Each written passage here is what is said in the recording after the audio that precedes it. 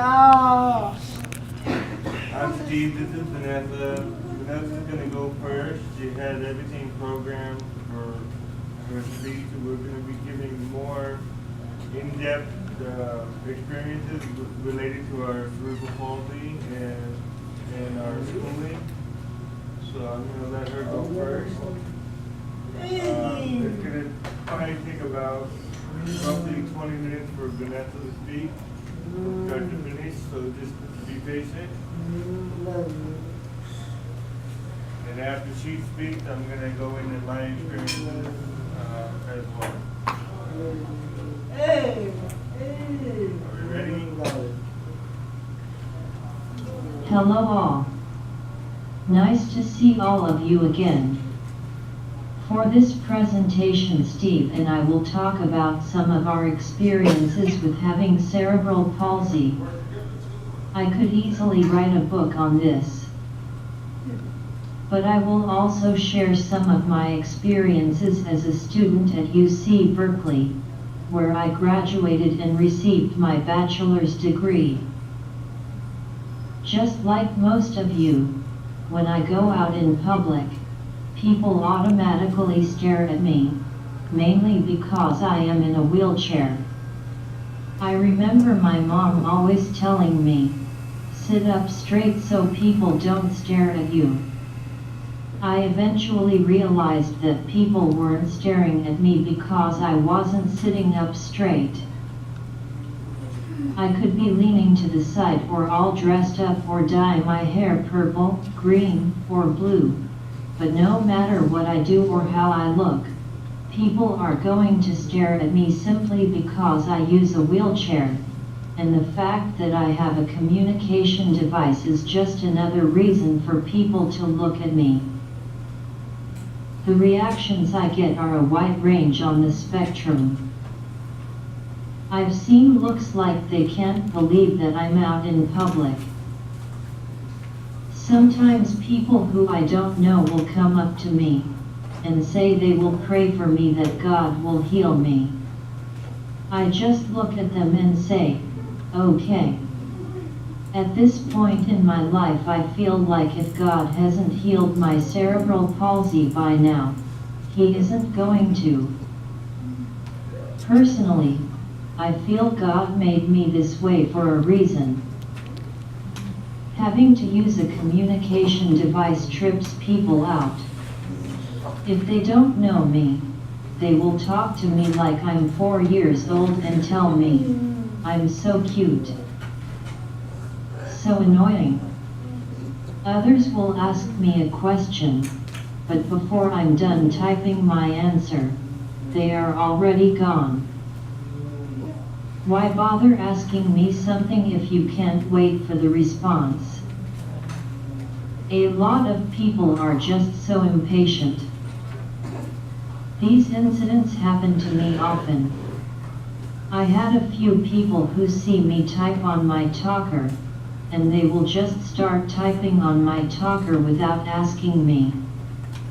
For example, I'll ask someone, "What's your name?"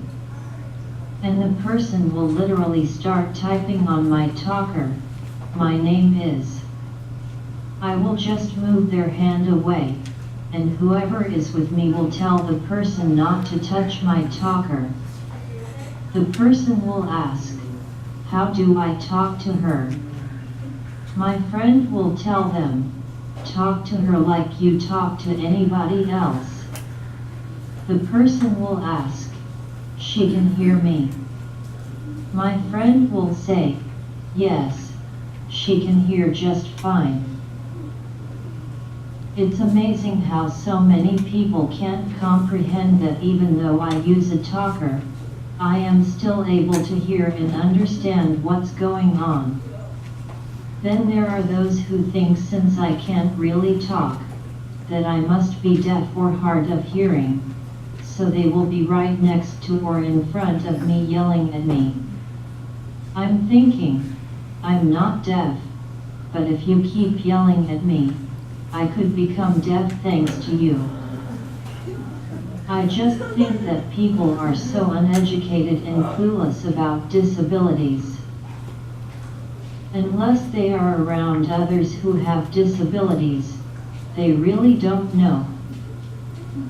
They don't know what to do, what to say, or how to behave when they are confronted with a person with a disability. They think that just because we are disabled we can't do anything or that we don't have a brain. I have come across people like this numerous times. For example, I will be in a restaurant having a conversation with Steve and some friends, and suddenly a random stranger will walk up to us and ask whomever I'm with, "Can she type?" Or "How does she know how to type or spell?" The person with me will say, "Yes, of course she knows how to type. She has a bachelor's degree from UC Berkeley in English and a minor in education. She also has her own art business and she wrote, illustrated, and published 3 children's books." By the looks on their faces, we could tell that they don't believe us. They probably think, "How could I have possibly graduated from UC Berkeley and do all of that?"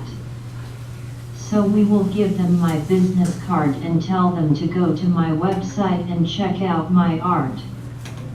Whether or not they actually do that, who knows? My student life experience at UC Berkeley was amazing. UC Berkeley has an incredible program called the Disabled Students Resident Program, DSRP, for new students with disabilities. I was accepted to UC Berkeley and automatically into the DSRP program because of my disability.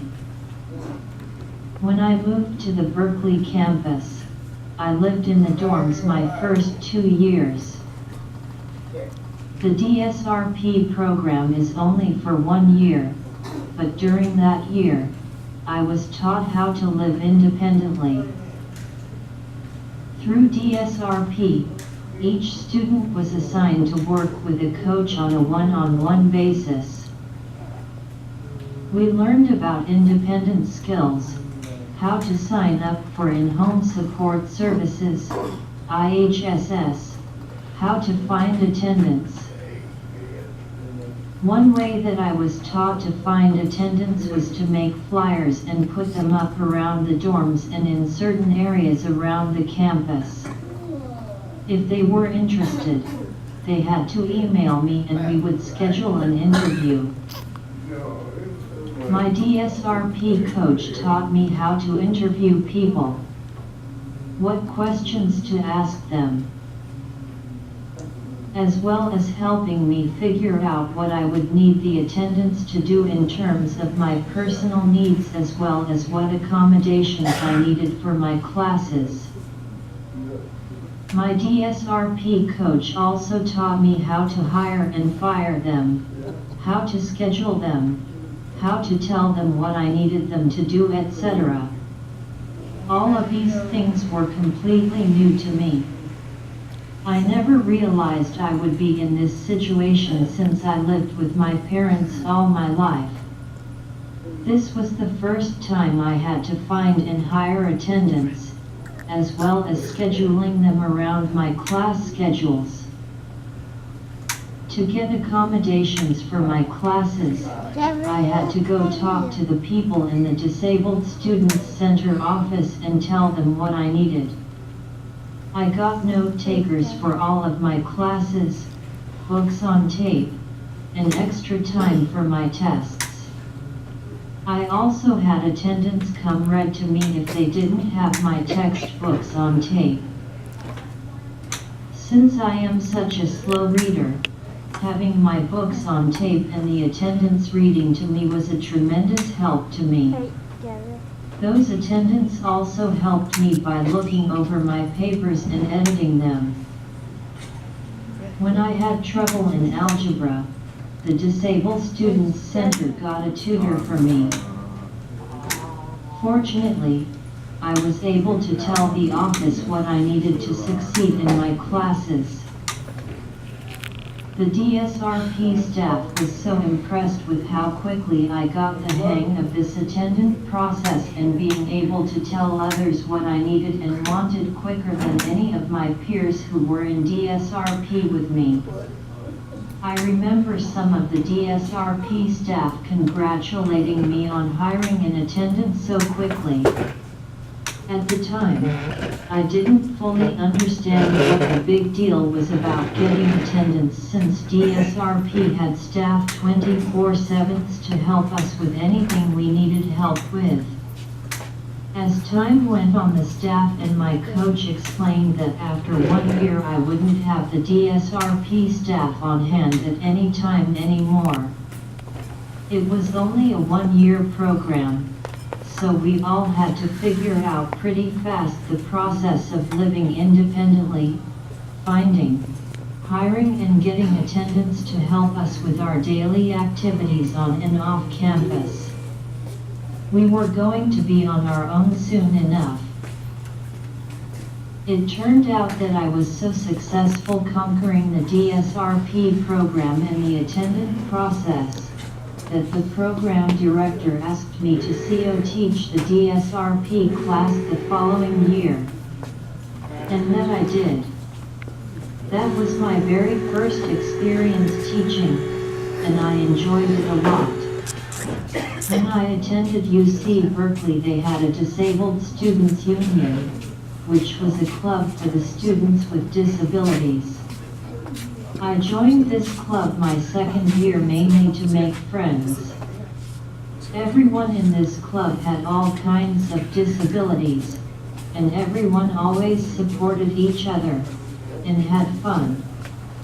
At the beginning of my second year in this club, they nominated me to be the new social director, and I won. For a year I had to plan a social outing/activity for all of us to do once a month, usually on a Friday or Saturday night. This position was fun but tricky because there were about 25 people in wheelchairs. Finding activities that can accommodate 25 wheelchairs wasn't easy. Luckily, not all of them were able to go to these social events every month. No matter where we went, we usually ended up playing musical chairs, and having people look and stare, but we didn't care. I planned events like going out to dinners, ice cream socials, a movie night at the rec room in the dorm, meeting at a bar, etc. It was always fun, and I was thankful that they gave me the opportunity to take the group out once a month just to enjoy ourselves. Going to social gatherings like these is a good way to meet people and make new friends. Since I am so easygoing, I'm always willing to try new things. I heard about the Disabled Students Union through a friend, and decided to go, and I ended up being the social director for a year. I never expected that to happen. Another way to meet new people and make new friends is getting involved in something you like doing. For example, I enjoy writing, so my friend, Patty, runs a disabled women's writing group. She asked me to join, so I did. The group wrote a whole play and we decided to perform it in front of an audience. We all invited our friends and everyone else. Patty invited her friend, Steve, to our performance. I was Wonder Woman in the play, so I had a Wonder Woman costume on, so that was what I was wearing when I met Steve. And now Steve and I are married. So my advice to you is to get involved in whatever you are interested in, because you never know what will happen. As you may or may not know, Berkeley is the home of the disability rights movement. As you may or may not know, Berkeley is the home of the disability rights movement. So driving around town in wheelchairs is different from just about anywhere else. The people in Berkeley are much more accepting, educated, and patient about disabilities. It was great. One story that I remember is when my friend, Tom, asked me to go to Walgreens with him. Tom was in the DSRP with me, and he had cerebral palsy, used a wheelchair and a communication board. His communication board was just a board with words and the alphabet. It was not computerized, and didn't speak like mine does. So Tom had to point to words, or if the words weren't on the board, he had to point to each letter. Plus, he was very spastic, so when he pointed to a letter or a word, he couldn't hold his hand still. He would point to the area where the letter or word was, and the person had to ask him if it was X, Y, Z. Tom would not yes or no. So communicating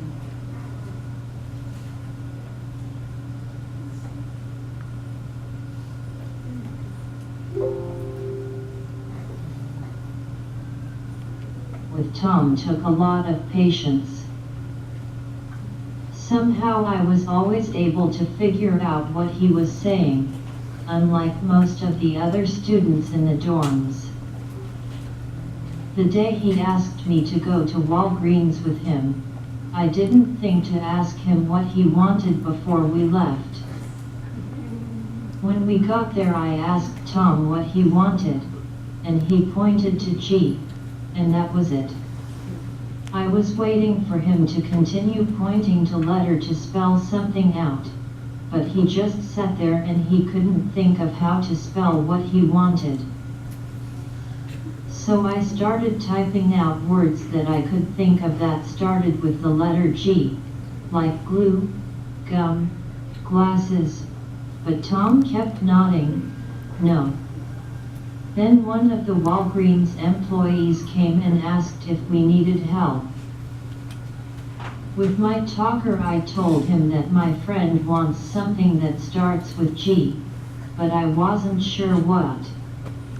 So the employee also naming out things that started with G, but Tom kept nodding his head no. Then the guy suggested we walk around the store so that Tom could show us what he wanted. So that was what we did, and the employee even went around the store with us. After all of this, Tom just wanted gloves. I couldn't believe he couldn't spell gloves. It was frustrating, and I wanted to strangle him. Although, it was surprising how patient and helpful the Walgreens employee was to us. Most people are not so accepting and tolerant. When we got back to the dorms and told the DSRP staff about our shopping trip, after they had a good laugh, they were proud of us for doing it independently, which was the main goal for the DSRP program. I can easily go on and on about my life experiences at UC Berkeley, but I know you guys go home at 3 o'clock. My message to you all today is we need to help people realize that individuals with disabilities can be brilliant, accomplished, educated, entrepreneurs, and independent. They can be anybody they want or aspire to be, and they can accomplish anything in life with love, support, determination, and perseverance. We need to treat everybody equally and with respect, no matter who they are. It is just common sense. Thank you again for having us, and I hope my message motivates and inspires all of you. Thank you.